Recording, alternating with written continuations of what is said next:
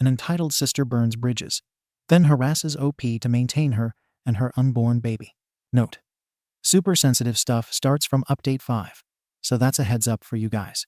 Using a throwaway account since she knows my personal Reddit. But oh boy, this is a long one. So I 27F moved to the US almost 7 years ago. I have 2 half-sisters from my father's side, all from different women. We used to be very close, and despite both of them being illegitimate, I shared with them part of the little inheritance I got from my grandparents. They never recognized them and left them nothing. 2 years ago, my sisters also moved to the US. The middle sister, 28, let's call her Mary, got a company to host her with a work visa. The eldest, 30, Karen, not her real name, got a student visa and moved in with me since I was already working and earning a good salary. The arrangement was that I would pay bills, she would get a job at the university since she's not allowed to work outside, and that was her spending money. I would cover all bills and food. The only thing I asked for was help with some minor chores. I have a dog and a cat, and I told her she had no responsibility while she had school and work. It was fine since I work from home, and I have a step family that helped me maintain my home, mostly because I'm the free babysitter for them. Pretty sweet deal for a student, right? Well, apparently, that wasn't enough. While she was in school, Karen met Ken. I knew Ken from the time I went to university. He's a creep, but I thought he was harmless. Karen was head over heels for him. I warned her Ken had a bad reputation at the university, but she didn't care. She's a big girl, so I let it be, with the only condition that Ken was not allowed in my place. COVID hit, and my hours were cut. Karen's school goes on pause, and she loses her campus job. Because of all of this, we moved into a small apartment. I took a second job and did some freelance work on the side. Needless to say, I had no personal life. I am dating someone, but he was also swamped with work and bills, so we barely met each other. During this time, Karen and Ken apparently got closer, and he began to appear in the apartment. Karen was not part of my lease, but my landlord was very understanding.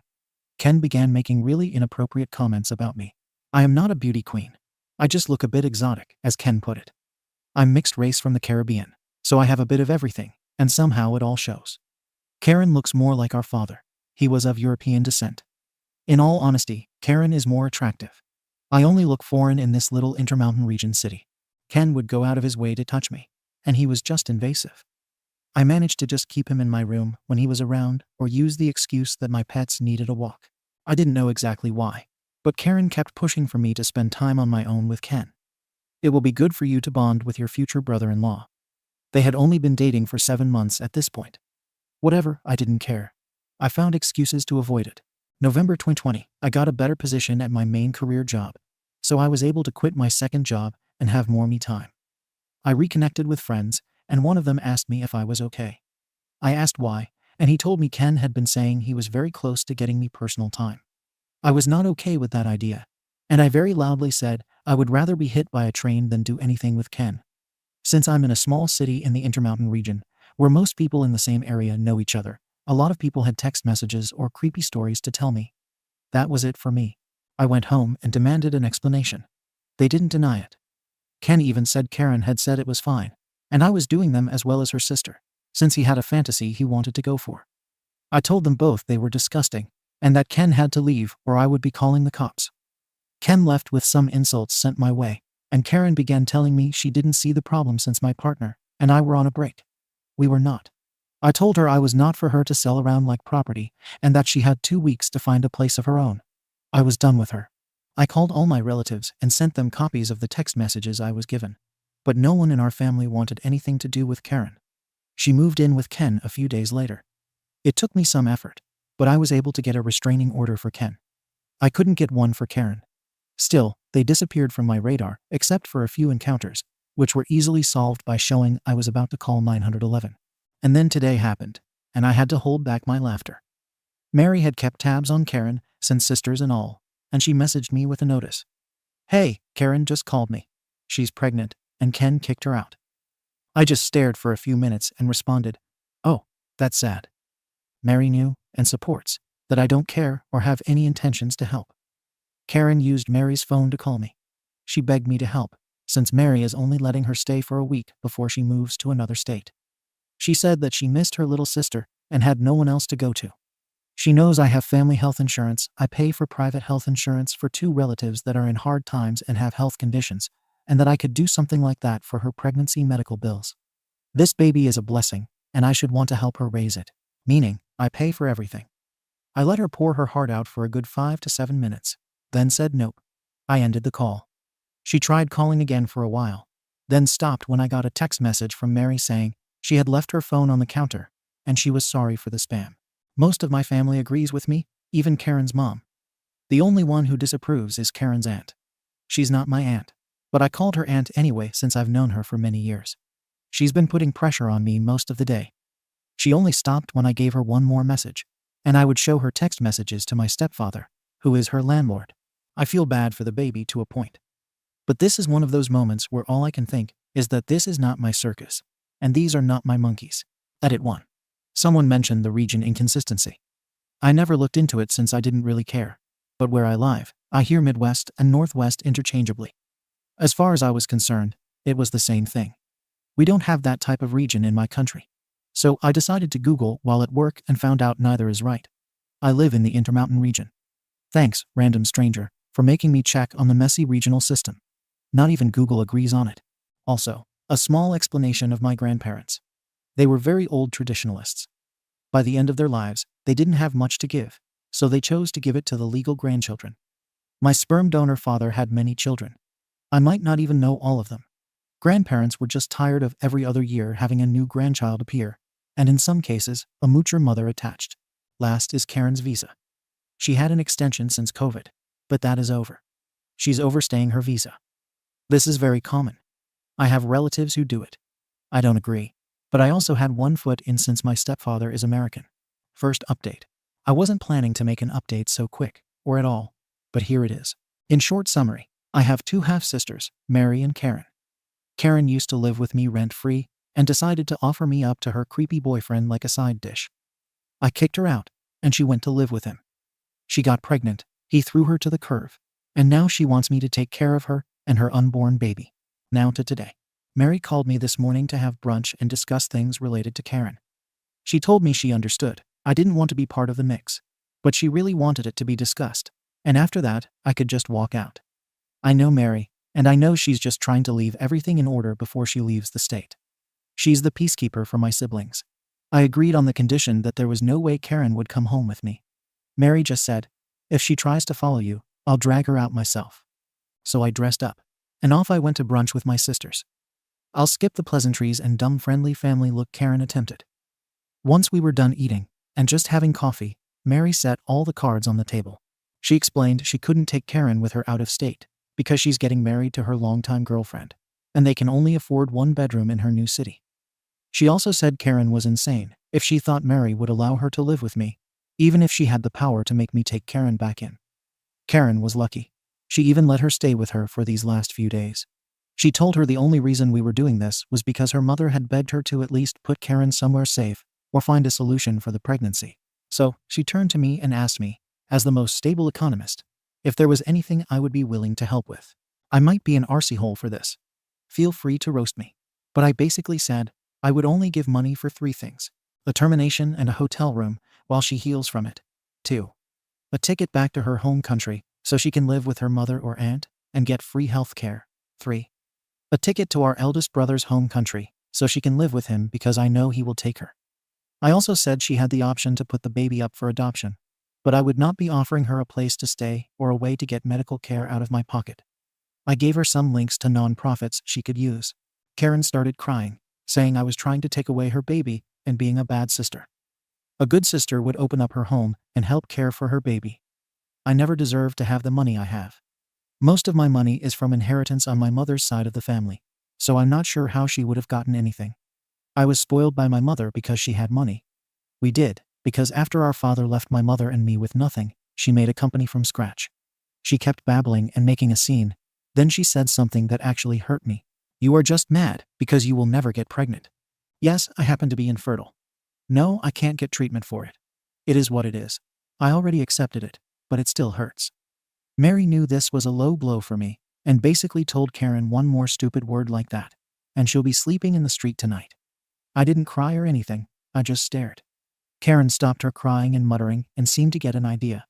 She looked at me straight and told me to adopt her baby. I laughed at that. I told her she was insane if she thought I would adopt her baby. I don't want her in my life, let alone her ex. I don't blame the baby, but I have absolutely no intentions to be part of the child's life. I was about to go off on Karen just for thinking I would consider that as an option, but Mary stopped me on time. She simply said to Karen, "You have the options she gave you. Hers are mine. You can get a termination, or you can go back to your home country. Either way, you can't stay here. You are not legal, and your immigration status would affect us if you were to live with us.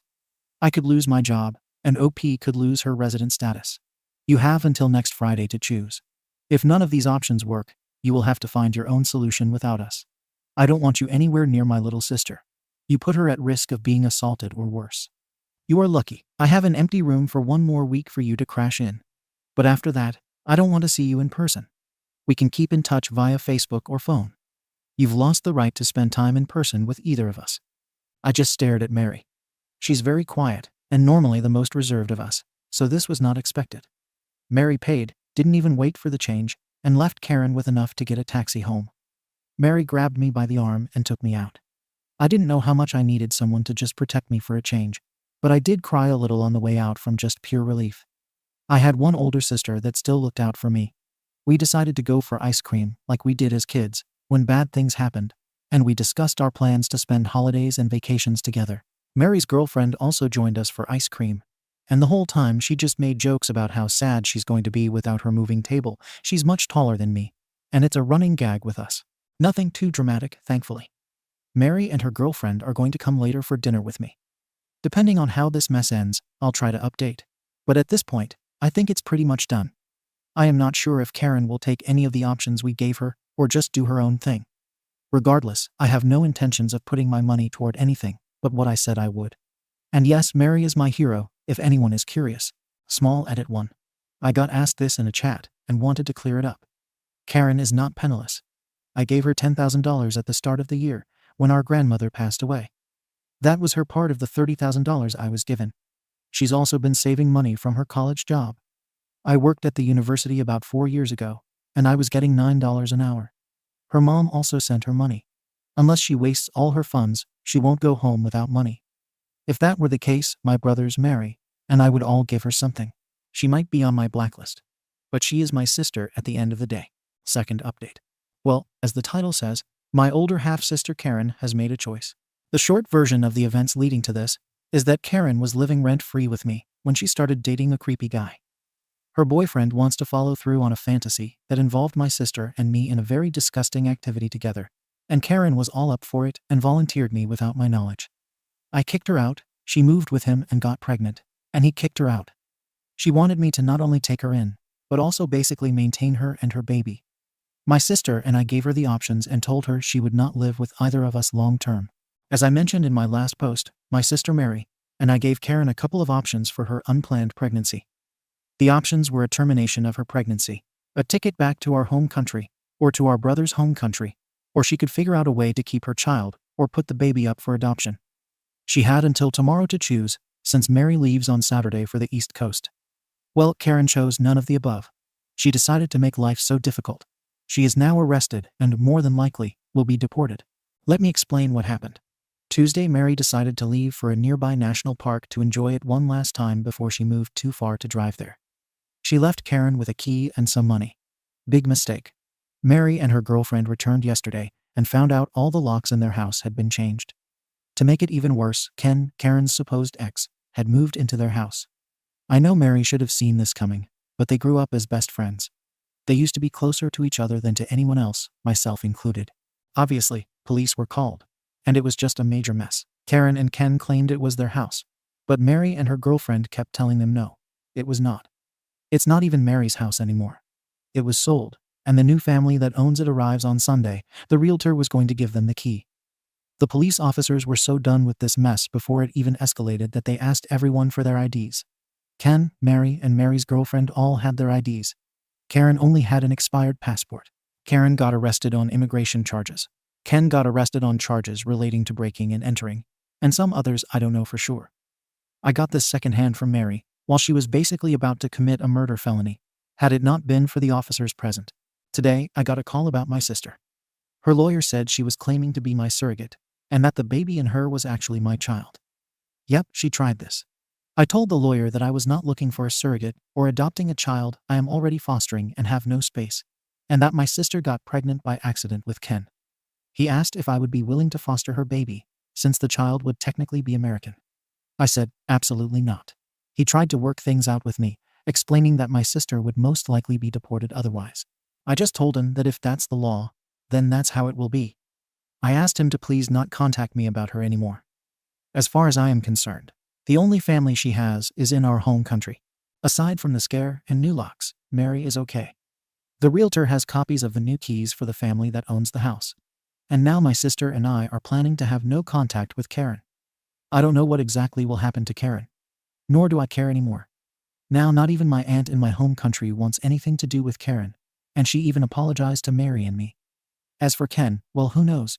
I hope he goes to jail, but if he doesn't, I couldn't care less. I now feel like a massive boulder is off my shoulders and can just focus on work and teaching my foster daughter about Star Wars. We have already watched all of the trilogy, and we have a Clone Wars marathon planned for the weekend. I want to thank everyone who sends me well wishes for my sister Mary and me. Also to the people that share advice that I am so glad I took to heart. This has been probably the worst roller coaster family mess I've dealt with since my parents' divorce, and it came absolutely from the one person I suspected less. I can't say I have any entitled stories aside from this. Karen was once actually a very good sister, but I guess when money and comfort are involved, people change. A small update that isn't worth a new post. Karen was offered to leave the US willingly, and she will face no negative effects for her status. She called my mom to see if she could convince me to give my sister the money for the ticket. Mary and I agreed to pay the ticket on the condition that she never again contacted either of us. Her mom is aware of this, and basically told me that Karen will have to find a job within the month she arrives, or she'll be in the streets. As for lawyers and stuff, I have my own immigration lawyer aware of the mess, and he told me the only way the surrogate ploy would work would be a DNA match or a contract. None of that is around, so I'm safe. Mary booked Karen for her trip back on Friday, and good riddance. Third update. I almost made it to a month without hearing from my half-sister. But okay, Reddit, you were right. This might never be over. Also, funny enough, dear sis found my post and sent me a scathing email before I blocked her. But that's really not a big story. This one, however, pisses me off. So, as I posted before, my older half-sister Karen was forcefully, but not really, removed by immigration after going insane and trying to get squatter rights on a house that used to belong to my other half-sister Mary. And she was escorted out, so I know she left. Things were calm for a bit, and in the meantime, I focused on my 4-year-old foster daughter. Let's call her Lily. Lily's mom is one of my oldest friends. She gave birth in the US, but Lily's father is not American and unfortunately passed away when Lily was a baby. My friend was asked to leave the US to do her immigration process outside the country since she has no one to claim her aside from a minor child. This sadly means she probably won't be able to come into the US until Lily is 18. Because our home country's education system is really bad, she asked me if I could take Lily. By this point, I had already kicked Karen out, so I had an extra room. I told her it was okay if it was in Lily's best interest. Lily and I are tight as thieves, and she's always seen me as her crazy, fun aunt. It took a bit, but 3 weeks ago Lily's guardianship was passed from the state to me, just in time for Halloween too. We are skipping trick or treating this year due to the pandemic, but Lily still wanted to dress up as a Sith. I am so proud of this child, I swear. My mom was incredibly happy to have a foster grandkid, especially since Lily actually doesn't have any other grandparents, so she sent her some fairly fancy Star Wars props. Obviously, we got her dressed up in her Sith outfit and had a mini photo session for Grandma. And my mom posted the pictures on Facebook so Lily's mom could see them easily. My family and friends went crazy with how adorable Lily looks. She says she's not adorable, she's Sith. And then Karen struck back. Mom forgot or decided not to block Karen. And when my half-sister saw Lily's picture, she had some of her best hits, such as, "My 4-year-old looks fat. She's ugly and clearly going to grow up to be a slut. She looks like a word I can't say even in writing, but it's the word starting in N. That's just a handful." She got called out and told kindly to return to the darkness. But then she started to call my mother. At every hour. To ask for money, to ask how to contact me, to tell her she was wasting money on a kid that was not really her grandchild, and should give her the money for her kid. Karen is not my mom's daughter. Well, eventually, my mom figured out how to block her, and Karen got to me through a school friend. She must send, not 1, not 2, A 16-page list of demands, or she will sue me. One was getting rid of my foster daughter so I could adopt her baby. Another was an apartment I shared with my cousins, left to us by our maternal grandmother. $500K. My dog and my cat. Oh, and I need to get her back into the US. There's still more, most of it completely delusional. I sent a copy to my lawyer to try to obtain a no-contact order in the US. I can't do anything in my home country, but I did forward another copy to our relatives, including our eldest brother. He said he'd take care. For the record, I am not taking Karen's kid in, even if I didn't have Lily. Her ex was recently released and has already caused problems for other people. Luckily, he's keeping away from me.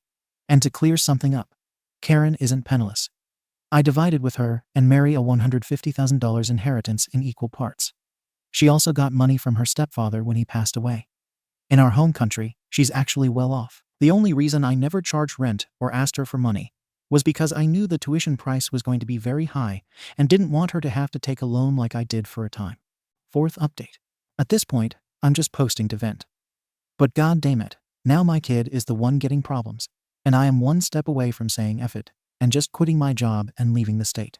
So, as people who've read my previous posts about my sister and her creepy boyfriend know, Ken named as such since it's a close match to his real name.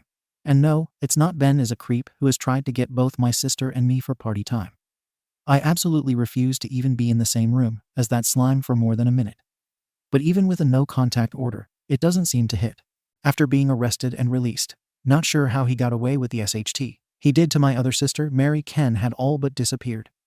My foster daughter, Lily, has become my full focus as I work to get her settled. I've even been looking into moving from my current apartment to a small house with a yard for her, and Lily is involved in the search by giving her opinions.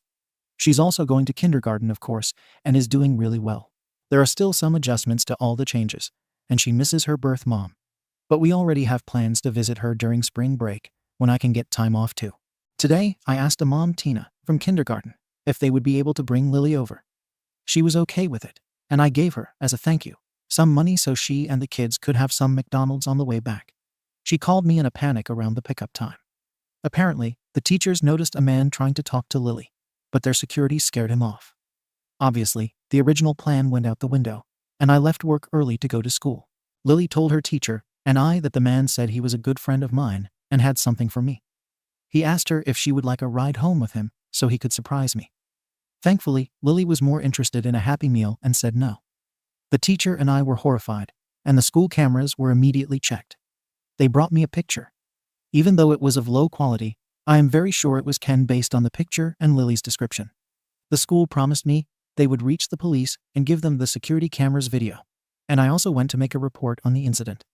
Since I wasn't there and Lily didn't get a name, they took it as a John Doe event until after they investigated. I am just terrified. With Karen gone, I thought Ken would leave me alone, but now he's targeting my 4-year-old. I am just terrified thinking about all the horrible outcomes if my child had not been more interested in fast food than in whatever Ken was offering. I set a rule with the school that only myself, my boyfriend's mother, or Tina and her husband, who I trust, can take Lily out of the school. Lily is now scared since she picked up on my own panic. We had a good talk about strangers and bad people and why she should never go with someone she doesn't know anywhere. I'm getting Lily a cell phone tomorrow at first light, and she's staying home at least until Monday. I don't know. Stress is underrated, and now I need to figure out either a safer place to live in this area with my job and my boyfriend, or if it's better for me to move to Florida with my parents. Which I really don't want to do as it means a long-distance relationship, or breaking up with my partner of 6 years, and quitting a really good job. Edit 1. Something to add is that I can't just pack bags and move out of state on short notice. I'm still finishing the process of becoming Lily's full legal guardian and adoptive mom. Her birth mom's idea, and we already talked with Lily about what that means. It's very difficult to move with a foster child, as you have to get permission from the state to qualify to foster in your new state. And in the meantime, your foster child might be taken away. I won't put Lily through that. If all goes well, I'll have guardianship by February 2022. Update. Side story. Entitled Father. I posted about my sister's entitlement, and I had messages asking about my sperm donor. I didn't plan to speak of him, but today I got drama related to him, and I guess I need to get it out of my chest. My father was the kind of man to find a woman, build a family, and leave within a span of 10 years. My mom was his longest relationship. but it was mostly because she waited to have children. I know of 3 wives. I heard a rumor there's more, but most I can confirm are mistresses. In total, I have 9 half-brothers and 2 half-sisters that I know of. This also spans 5 countries, with them being Argentina, Brazil, Haiti, Panama, and Colombia. I won't say which is mine since some relatives have read it. Now, some examples of Dear Papa's entitlement are: he married my mom when she was 21, and he was 37. He didn't let her finish school because it was better if she only focused on the house and children. Mom had to secretly take the pill since she didn't feel ready for a baby. They had me 7 years later, when mom was 28. My mom had PPD and PPA, and rather than stay, the bio-donor left to stay with a mistress whom he had impregnated a year earlier with my best half-sister. He returned only after I was about 3 years old. I want to point out that my sister's mom had no idea my mom or I existed. Bio-donor stayed then until I was 12. Then he left my mom for a woman who was 18 on the dot. She's the mother of my baby half-brother. After my parents' divorce, my bio-donor left my mom with $38,000 in debt. That's the cost of a 6-bedroom house in my home country to this date. Mom had to sell the house we lived in, which only covered a part of it. She took a job in another country, and my eldest half-brother became my legal guardian. It took my mom 2 years before she came back and made her company, paid the debt, and I was able to move back with her. By this point, my mom knew 4 of my father's mistresses. My mom's company turned out to be very profitable, and suddenly Pops decided to claim spousal support. He had only paid $50 in child support in 4 years. I was 16 by then. He also called my sisters and me to demand that we drop out of school so we could work and send him the money for his baby son. And I can still quote to this day, "You go to a fancy school, get pregnant with a rich boy's baby, and he will maintain all of us." When I was 18, I didn't immediately go to college. My mom needed help with the company, so I decided to postpone it for a year. I started working for her and took another job in a museum as a translator. I was not making that much money, about $5 an hour. My sperm donor sent me a bill for a grand total of $230K of life expenses. My mom remarried when I was 20. My stepdad is amazing, and he is the father I never had. Stepdad is American and suggested that all of us move together to the States. My mom left her company to my uncle, and he still manages it. Stepdad sold his old apartment, and they kept my mom's house to be rented to relatives. Sperm donors contacted my mom after 2 years of radio silence to demand money from my stepdad's apartment sale. He said he would sue, and while he didn't have a leg to stand on, stepdad gave him $20,000 to shut him up. He then told my mom he wanted my college fund for his youngest son because I was a female, and there was no point in me going to college. Mom told him off. I lost contact with him. He tried to reconnect multiple times, but I never gave it a chance. He died in 2020 from presumed self-harm. I don't know the details, and to be sincere, I never really cared. This morning I got an email from a man in my home country demanding I pay him some debt my bio-father had to him. He told me that my biological father had said I would pay all his debts if he were to die. That he had a signature from me on a contract from 2018. I laughed and told him I have been in the US for 7 years and have not been to my home country since I left. I asked for the name in the contract. It was a very close approximation to my name, but not correct. Even the ID our social is given, our social security number comparative, was wrong by a few digits. I didn't give him my ID, just told him he had the wrong information. He was fuming and asked me how he was going to get his cootie. I told him he can try a Ouija board. Just to be safe, I called my uncle so he could have a lawyer ready in case of an emergency. This is, well, just a handful of examples of my late biological father. May he rest knowing all his children, ex-wives and ex-mistresses didn't even care to go to his funeral. Update 5. Entitled Stalker claims I am his wife and the owner of my computer. Well, the pettiness is never ending. As I have posted far too many times, I need to write a book. My sister's ex-boyfriend and baby daddy, Ken, is currently stalking me. He's even gone as far as to try to harass my foster daughter in her kindergarten. He's been doing the classics, like following me around at a distance, calling me with random numbers, and even trying to come inside my place once. I was not there. I decided to stay elsewhere for safety until I finally moved completely out of the state. Regardless, for the most part, nothing as serious as him approaching my kid has happened until the craziness of this morning. I decided to buy a new PC for my partner as a Christmas present. We love video games, but the computer he has is a bit old. So I decided to surprise him and buy a really nice desktop with an NVIDIA 3080. This thing was pricey, but he's been my rock through all the mess with my sister, and he's even the reason I'll be able to adopt my foster daughter. I set up the PC for pickup at the Blue Tech Emporium. Well, wouldn't you know, I wasn't even done with my coffee when I got a call from customer service, saying there was a man there claiming to be my husband and screaming at their pickup person since they wouldn't give them my order. I obviously told them I was not married and that I would be picking it up in person later after work. They asked me to go there to solve this, since they would check IDs to compare. Now, a little detail that Ken didn't know is that I changed my name less than a year ago to remove my biological father's name. I had planned this for years, but waited until my grandparents and my paternal aunt had passed away. I knew it would break their hearts if I did it when they were alive. My name now is that of my stepfather and my mom. When I got there, he was screaming at a poor rep, waving an ID, saying that the names matched.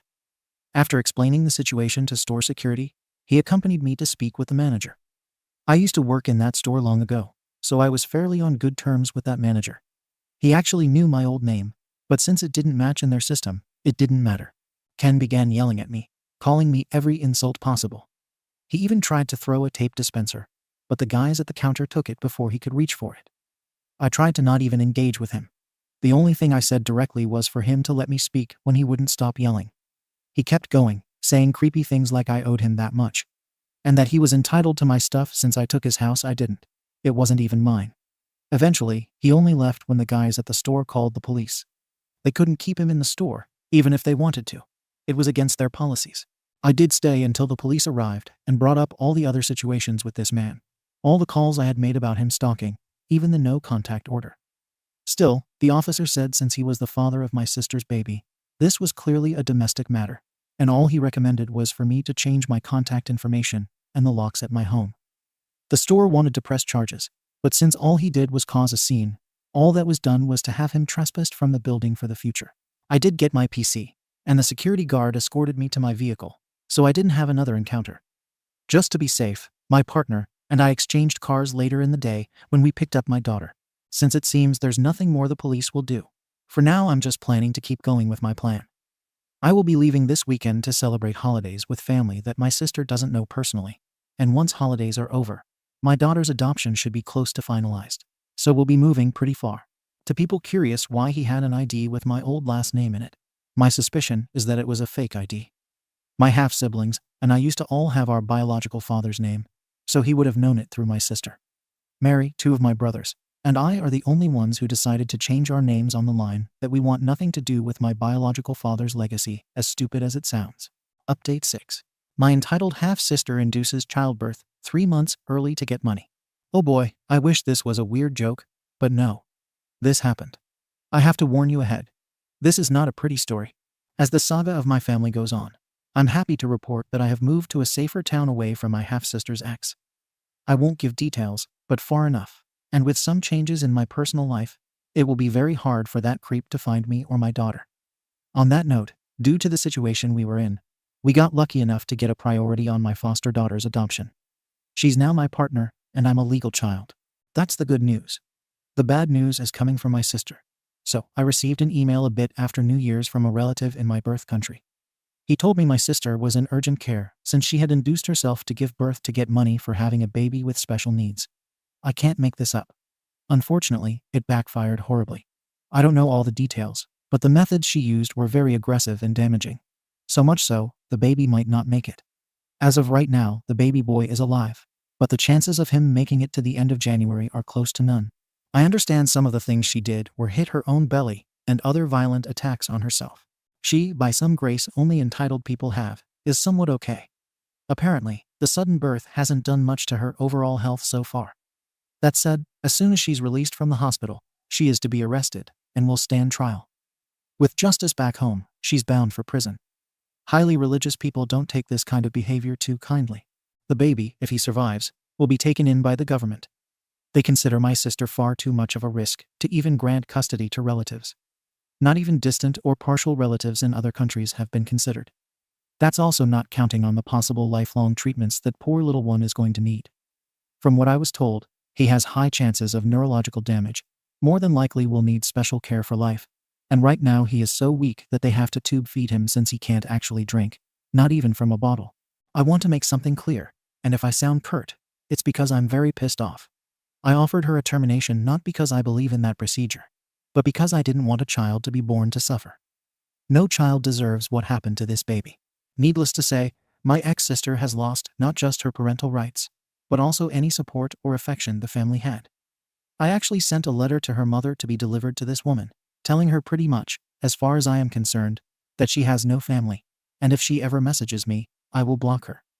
Even siblings I don't get along with agree with me. I feel ashamed that filth is even partially related to me. I wish I could put all my thoughts here, but the anger I feel is absolutely making me irrational right now. So for now, all I will focus on is settling in my new home. I wish I had a happy joke to ease things, but there isn't. That woman has ruined so many lives that I can't even imagine where she got it from. Not even our garbage father was this bad. Small edit. I wanted to post this before bed, but it took me a bit to figure out the wording. I really appreciate the well wishes and hopes for the recovery of the child. I do too. The thing is, I don't see him as my nephew, and would rather not get it mixed up. It's not to be callous or mean. I am just trying to avoid getting emotionally attached. We've already been told our family, extended family included, will have no contact if he pulls through. He will be taken to the comparative to foster care and placed with a family in a closed adoption. We aren't even allowed to see him. All news we get are hospital updates out of charity. I did call to check if there were any updates, and other than my sister being finally released from the hospital and straight into a cell, nothing has changed. Little one is still fighting, so hopefully he'll get through, and he'll be given to a family that deserves him. Right now, that monster I'm related to is looking at a 10 to 20 year penalty. 20 is the maximum offered in our birth country. And she'll have to represent herself, as no one will pay for a lawyer, and we don't have access to free lawyers like in the US. And I want to point out that the prisons where I come from are no resort. They are overcrowded, unhealthy, and underfunded. It was worst when I was a kid, but I know for a fact that they are not much better. So I am more than sure that if she's convicted, she is looking forward to spending at least a decade in horrible conditions. And I feel absolutely no empathy for her. Second update. Just wanted to post that unfortunately, the little one didn't make it. He passed away early today. His grandmother was given permission to take care of the funeral, and my siblings and I will be sending her money. We are low-key discussing bringing her to live in the US to live with my mom and her husband, as she is close to my mom and won't have to be alone being judged for what her daughter did. I don't think I can really update more for a while, at least until I know what will happen to that woman, who is now absolutely bound for jail. Update 7. My younger cousin is mad. I refuse to let her move with me. Well, here I am. No updates on the main bane of my existence. That person I'm sadly related to is still going through a legal process I am not involved in. This time, it's about another entitled member of my family, though I'm starting to think that's the majority of them. I 28F now have a younger cousin 23F, who is the princess of the family. I mean it not as an insult. She's quite literally the belle of my maternal family, and even I fall into the category of having never said no to her growing up. Horrible policy, I know. This Christmas, she asked me to pay a lot of money for a Christmas party that involved no one in my family and would not see my adoptive daughter as part of the family. I refused, and my cousin stopped contacting me. She didn't even call for my birthday, which was fine. Well, turn the corner to this weekend. I'm currently settling into a new house. It's nothing fantastical, but it has 5 rooms. 1 for my dedicated office, 1 for my daughter, and 1 for my boyfriend's office. We both work from home and needed the space. There's a nice yard, nothing too big, and we do have an extra room downstairs. It's an add-on, not part of the original house. We're going to turn it into a visit room for our parents, and if necessary, expand it to make it a more permanent space should my boyfriends or my parents come to need to live with us. I decided to show it to my mom, and of course she got excited. She told her brother, my cousin's father, and he went and told my cousin. Now, time zone distance causes me to be a few hours behind most of my relatives. My cousin called me at 5 in the morning, begging me to turn that extra space into a studio apartment for her and her fiancé. I told her that no, that space is for parents, but she is welcome to plan a visit, or we can arrange a summer over or something. I did tell her I don't feel comfortable with her fiancé coming since I haven't met him yet. She got mad and said I am blessed with so much money. She has a lot more than me and can afford to let them live with us. Well, I decided to ask how much she would pay for rent. Well, how dare I ask for rent? Where are my Christian values? I hung up on her and told her she would not be living with me, and she'd be lucky if I sent her a birthday card. Now, thanks to a personal stalker I gained in my old town, I have closed all social media, as has my boyfriend. My other cousin, 19M, actually texted me screenshots of posts his sister made. Apparently, she accused me of promising a life of luxury in the US only to back away because I decided to adopt an illegitimate child. My daughter was not illegitimate. Her birth father died, and her mother had to leave the country, and she was living with a man in sin. Aside from some crazy people from her church, pretty much all her friends are calling her a moocher since she is well known to be more than capable of living without even having to work. My favorite response is from a kid I remember back from when I was a senior in high school, reminding her that she used to brag about how she had more money than Hollywood stars. She doesn't have that much and could live in Dubai. Also a lie. Now apparently my uncle and aunt think it's my fault that my cousin is getting roasted on Facebook. I really don't care as much as I would have had I not had to deal with she who shall not be named. At this point, I just go to my future wedding guest list and cross names off. As far as I see it, there is less money to waste during reception. I am partial to inviting her little brother to live with me since my new town has an amazing university, and I can certainly afford to have him with me for a few years. Maybe even pay for part of his tuition. Update. So, it's been a while since I posted. I've been busy with a lot of changes, and to be sincere, my horrid sister was last on my mind. This isn't a great update, but to shorten a long story, my sister was arrested for causing injuries to her unborn baby. He was born premature, and with severe physical damage. She was fine. Unfortunately, the baby boy didn't make it and died a bit after being born. A few days ago, my uncle called to let me know my sister somehow managed to get all charges dropped, except for a minor charge related to making a fake police report. She accused her mother of stealing her car. My sister has no car. Not the best news, all things considered. But right now, she has no money left save a few $100s she was given by a mutual friend, and no one in our mixed family wants to help her. She even tried contacting my parents. We share a deceased father, not our mothers, to get my new number. Luckily, they refused. That's really my only consolation right now, as like almost my whole life, she has the power to cause immense damage and still get out of it. Regardless, not all news is bad. I did hear that because of her US criminal record, she will not be allowed to apply for a visa for 10 years. So she's stuck in Latin America with no home, actual money, or a job. She's never held a job since we were kids, and she's in her 30s. I wish I had a more satisfactory report on this, but sadly, there's no jail sentence. A small edit. Also, to clarify something, my sister wasn't trying to terminate a pregnancy. She was trying to cause developmental damage by giving birth to a special needs child. She would have had access to a monthly check for the rest of the child's life to cover their care and needs, which I doubt she would use for that. Update 8. Oh boy, here we go again. A small footnote because the PMs are driving me nuts. My sisters are not really called Karen and Mary. I used fake names for everyone, including my daughter and my stalker, to respect privacy. So Lily is a fake name, as is Ken. No, I really don't plan to share anyone's real name. To the actual story, I got called into a video conference today because I had broken the company's social behavior policies. The rundown on those is basically that we're not allowed to post inappropriate content on social media, and we are to behave in a way that represents the company respectfully and properly. I am corporate, so it is very strict for me. Some of these policies require straight firing if they are broken. Obviously, I was terrified, up until my boss described the situation. Apparently someone created an OnlyFans under my name. No, I am not giving it out. Don't even ask, please. It was very. Saying inappropriate isn't enough. Straight up, really bad PRN based on the thumbnails, which I hope a round of heavy alcohol will help me forever forget. First of all, I don't have nearly enough confidence for OnlyFans. I don't even have the courage to go to the website. Not my thing. Second, I just had to laugh when HR pulled the page with my name on it and a picture of Karen. I just stared at them and asked if they saw the issue. They tried to paint it as well. It still reflects poorly on the company.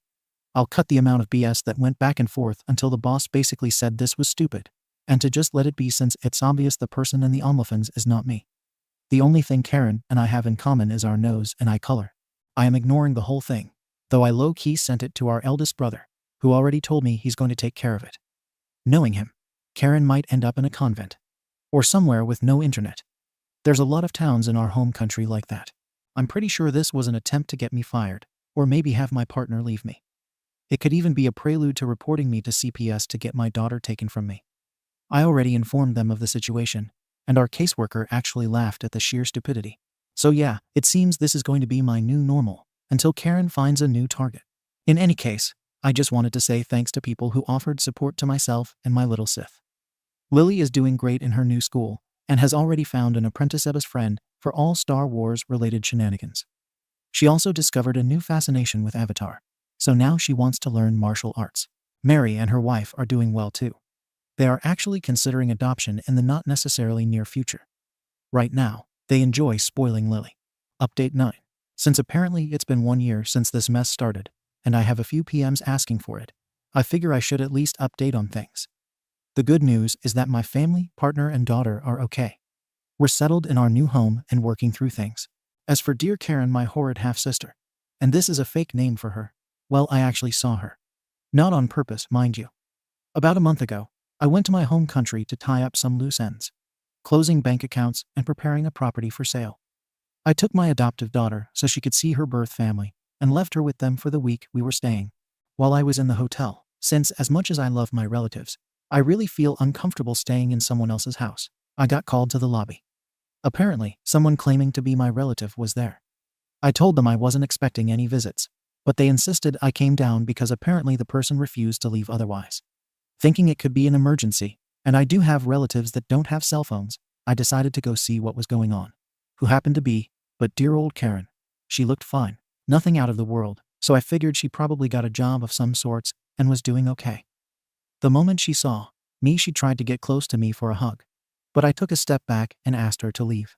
Immediately, she began screaming that I had to give her money.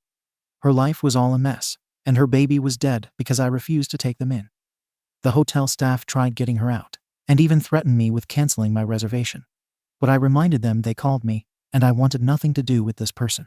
Karen began saying she would stalk outside the hotel until I either gave her $10,000 or a property I had begun to prepare for sale.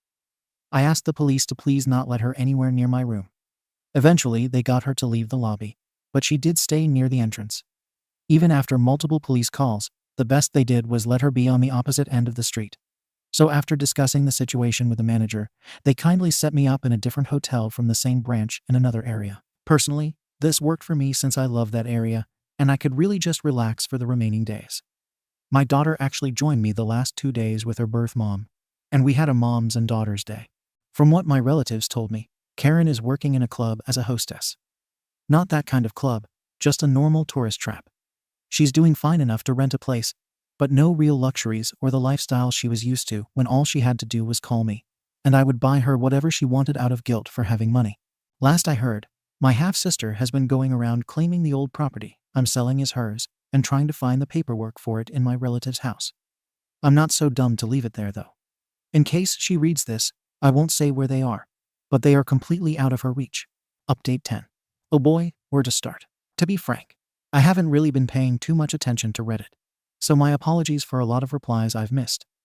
I have actually been postponing this for a bit out of respect. As you all know, my eldest sister has been the bane of my existence for the last few years. And I have to admit, a small part of me always toyed with the idea that if she were just gone, my life would be easier. Well, ask, and you will be given it, whether you want it or not. With her passing, I don't feel uncomfortable sharing her first name. Karen, as I called her in stories, was actually named Letitia. Letty was a mess, to say the least, but I do have a lot of fond memories of when we were kids. I'm going to try to keep things on the right side of petty, since even with her passing, I still have a lot of salt. On May 20, 2023, Mary and I decided to check on things. Find out if she was okay, if there was any mess we should clean up, or any of the many things we could think she would be up to. We ended up finding out she had passed away in April. It is related to the damage she caused to her body during her pregnancy. I won't share details, so I ask anyone with morbid curiosity not to ask, even in private messages. Obviously, we went straight to our home country to check on the situation and make sure she had been given a proper burial. She was still in a morgue, so we paid the fees needed and prepared her funeral. A lot of family refused to come, including Letty's mother, so we didn't do anything big. A simple online service for anyone who wanted to attend an anonymous and quick burial. After that was done, we set out to get her affairs in order. That's when we found she left over $25,000 in bills for Mary and me to pay. Unlike the US, where debts are passed to the closest relatives regardless of the debtor's death, in this case, it would be Letty's mother. But we decided to take it over. That's not counting her funeral costs, the fines with the morgue, and other miscellaneous expenses. The peak of pettiness came when we were taking out her stuff from the place she rented. We found a lot of missing items. From toys from our childhood to jewelry, even my graduation dress. She was selling all of them online. A lot of these items were in storage, so she had somehow made a copy of the storage key. I don't celebrate her death. Nor do I feel sad, to be honest. I just feel exhausted. I always wanted to be close with my siblings. Unfortunately, I'm realizing that for her, I was just an easy mark. I felt guilty. I had a lot growing up, while my sisters were excluded because they were born out of wedlock. It wasn't their fault, and I'm also realizing it wasn't my fault. Over the last few years, I really appreciated how some people made me laugh here, and I absolutely had a blast sharing how entitled my family is. This isn't really how I wanted my sister's story to end, for all she was. I rather thought she was still causing issues. At the same time, there's a little bit of peace knowing I can visit my family and community without feeling like a target. I know the mourning and sadness will eventually come. She was my sister after all, so I'm writing this before grief makes me less bitter. Thank you for watching the video. If you are interested in listening to these kinds of stories, we've got more in store for you. Simply subscribe to our channel, hit the like button, and share it with your friends.